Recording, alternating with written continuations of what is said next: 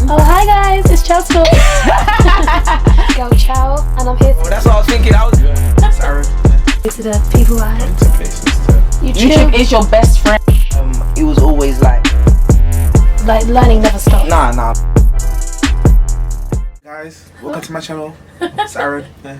Hey everyone, it's your girl Chel, and I'm back with... Aaron Anderson. And today we're going to cover life as an independent artist. So firstly, start with introducing yourself. So, my name is Aaron Anderson. I'm from North East London. I'm a singer-songwriter, and my biggest inspiration, I would say, is 90s R&B music, just as a whole. And how old are you? 21. So, how did you get into music? Well, it started off like really early because my auntie was a singer, and she used to just like sing around the house because she was with us all the time. Like she basically babysitted us all the time. Sorry, and she used to sing around the house, and I just used to really love hearing her voice. So I kind of started to develop my voice and started going to places to do that. And life as an independent artist, how is that for you? It's a struggle. But I feel like it's so underrated. It is because like people just see it as like you're pursuing your dreams, not like as a job. Like we're just chasing a fantasy, but like it's just what we like. I can't see myself doing anything else apart from music. Yeah. So like I have to work. Why do I work a job that pays me like what, £9 an hour just so that I can go and sometimes perform for free? Like it doesn't make sense. No, it's true. But it's what we're determined to do. It's what we want to do. So you're the dream chasing disease. Yeah. And people just underestimate it. Exactly.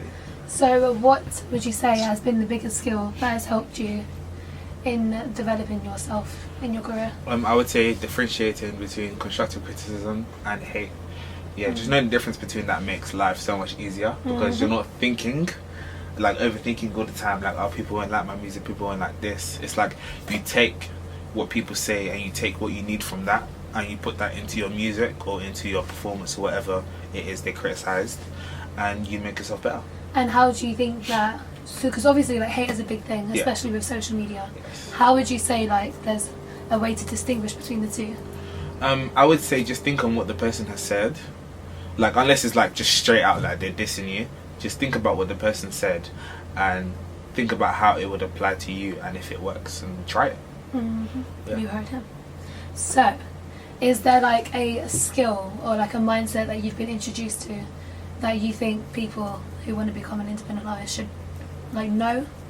I mean, just like positivity. Like you need to have a positive mindset to do this, because a lot of artists, they go in and then they get depressed.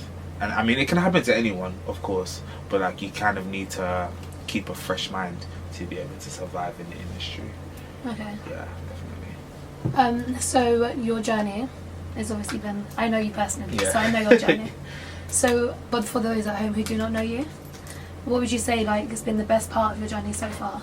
I think just seeing how far I've come, to be honest, like from my first performance to like thinking about my next performance is crazy, because like back then I really didn't think about like how much, say, like performing was to like people watching me, whereas now I'm like, okay, I need to do this to get this reaction, and I need to put this into my song for people to feel like this. Do you know what I mean? So would you say like your growth? Oh, 100%, yeah. And like your knowledge? Yeah. Okay. What has been the worst part of your journey? Probably because being an artist, it can be very like, they say, lonely sometimes. You have people around you, but you kind of just have to be to yourself sometimes to kind of focus on your journey and see where you're going next. Like, why do you think that is? Because I feel like it requires focus, like any other job, to be honest. But like obviously with this, it's kind of like a win or lose kind of thing. Like there's no like levels, like it's either you're doing it or you're not. So I feel like I've lost myself. Do you feel like you need to like be really like particular about how you're choosing to spend your time? And who you're spending your time with, because like people can take you down a path that will take you like right off that music path real quickly. So you need to like focus on look around, see who's around you, basically. Let's touch on that. I was actually going to have a question on just social circle and the influence it can have on you. Yeah. For those at home, can you explain the power of being around the right environment? Yes. So I've met people along the way that have been on the same journey as me or a similar journey, and they have really pushed me to get to where I am. Like, they don't necessarily have to do music, just their creativity like has inspired me somehow and has pushed me to where I am now. Yeah. And then there's been other people that have kind of like tried to take me like to other places and do things that like I don't normally do, kind of thing. So yeah, I've kind of just left that to the side and focus on the people who are bringing positivity to my life. And do you think that's why you've become like so particular with how you spend your time? Definitely. And it makes you much more focused because you're seeing other people around you boosting and getting to the next level. Like, you want to be doing that as well with them. Yeah. Okay. So where do you think education came in? Do you think your educational choices have had an influence in your career paths? Definitely.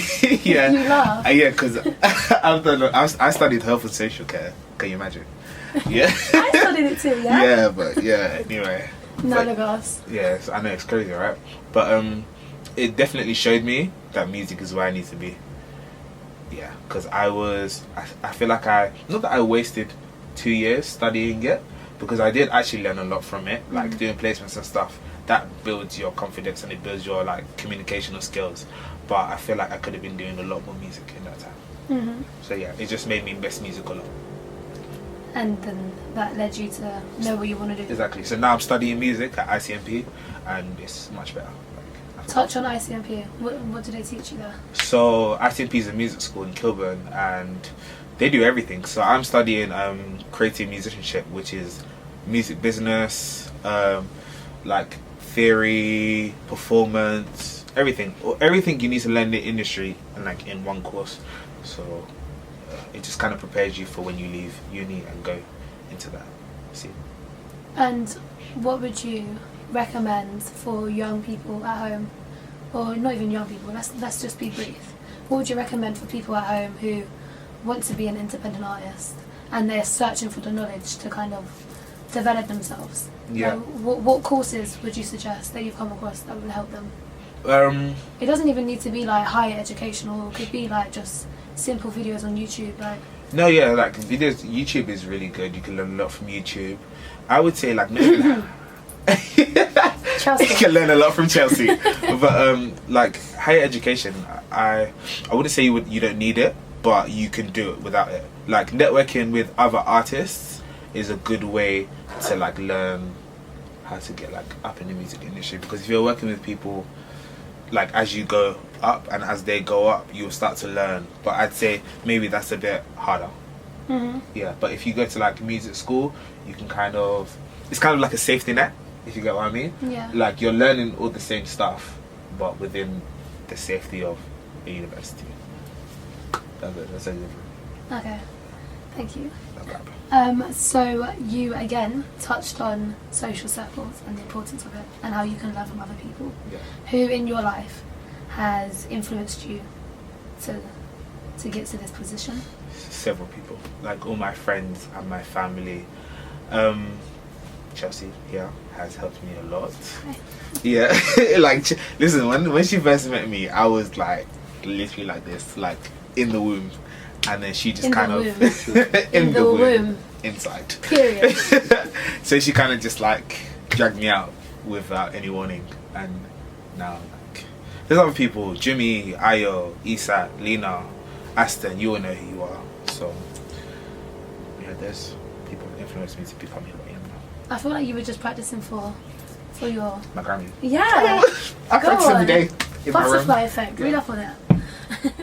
So, as an independent artist, let's touch on the power of brands. How important is it to have a brand image? It's very important. Like your presentation, like how people see you, is really important. I know like people always like, yeah, looks aren't everything, blah, blah, blah, but it is, especially in music, and we kind of have to like come to that reality. To be honest, like unless like there are some people who aren't the best looking, but they're like they got the talent or they have something about them that people really like, so they kind of focus on that. Yeah. So with artists, I'd say just be as think about your audience. Think about what your audience need to see from you. So I feel like with me, my audience want to see like really cute things. Like I get called a teddy bear all the time because I'm chubby and cute, apparently.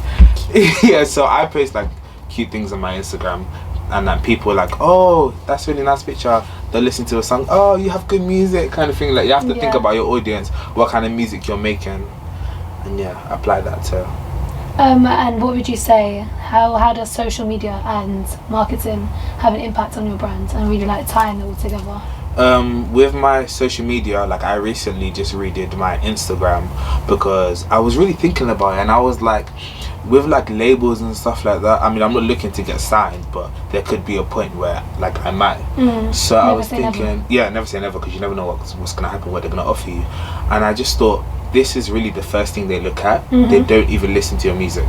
So I was like, I need to start getting myself together now, because the earlier I start, the better it will be for me in the long run. And like even now I'm getting DMs from people, just random people, like, oh, I really love your Instagram page, like what are you using? By the way, there's this app called Preview that you can upload all of your pictures in order and see how it will look on your Instagram page, which has really helped me a lot. It really has. It really has. Take notes. Yeah, it has. So go on my Instagram, Aaron Anderson Music with 2 C's at the end, and you'll see what I'm talking about. Okay.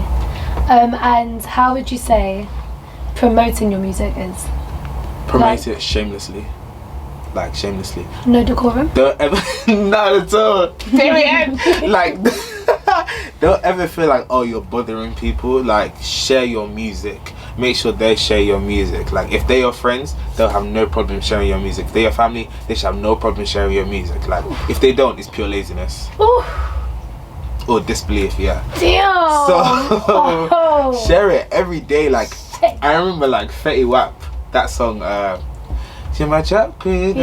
He was sharing that every day apparently, like on his Instagram, like making post every day, and then the song blew up because of how repetitive it is. That's literally like what you have to do, and the right people will see it eventually. Okay. And I wanted to touch on brand image. Obviously, like as an artist, your voice is obviously the thing that's driving everything, but like you said, some people haven't got the looks that sell things. So how would you say like they could use social media to promote themselves without promoting how they look?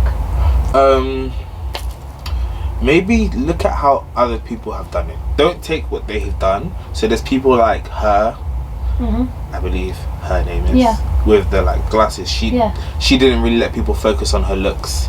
And there's like other people, I think her name's Leke47. She wears like a mask on her face, so no one really knows what she looks like. And you can kind of do stuff like that, like see what they've posted on their pages and kind of adapt it to yourself and see how you can play with it and adapt it to you. So like, don't be afraid to stand out. Yeah, of course. It's really important. Period. So let's touch on advice. Advice. What advice would you give your teenage self? That little shy boy. I would say just chill, bro. Like you're doing too much. Calm down, like calm down. Cause I look like such a chill guy, but like on the inside, bruh, it's like just a pool of worry and anxiety. So like I would just tell him to kind of relax and just not be afraid to share his talent, because I was really scared. Like imagine you have this gift. Now that I'm thinking about it, you can sing. You can see it. Well, I'm not even just talking about myself, to my you. You can sing very well, and you're hiding it from people. For what? For what? For what? For what? Do you get what I mean? Like, so just stop worrying. Like, and you know what it is as well. Like, people ask me to sing before, and I'll be like, like you need to push. Let them hear your voice for real, because I remember when you used to do that. Listen, when you're just there like doing small like singing, you're not showing your voice. Like people be like, oh yeah, he really can't sing because like look at this. Like, when you undermine yourself. Exactly. You allow other people to undermine you too. Know, give them something to listen to. You hear? Say it one more time. Give them something to listen to. Okay. Yes, okay. And I love it when you do that. What advice would you give the people at home? I would say be consistent. That's one thing I promised myself this year, was to be consistent. Like, I've seen like people say, like labels and managers and stuff say, like when you send your music to them, make sure that when they look on your page that you're posting something, at least like a cover, a song, or a live performance, a good like every 2 months, like at the least. So be very consistent with your music and your image and your brand. I would also say that positive mindset is really important, especially because you will be tested. I've been tested in several different occasions where like you're gonna wanna like give up and quit. So keep that positive mindset. Okay, I love touching on this as a subject. Yeah. How do you define success? I mean, everyone's is personal to them. Mine, as long as I'm singing and performing for people, making them happy, I don't care how much money I have. I mean, it would be nice to have money.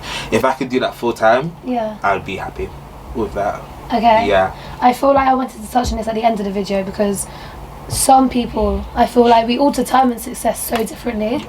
So why are you comparing yourself to someone else 100%. when their vision of success is going to be completely different to yours? You just like their vision.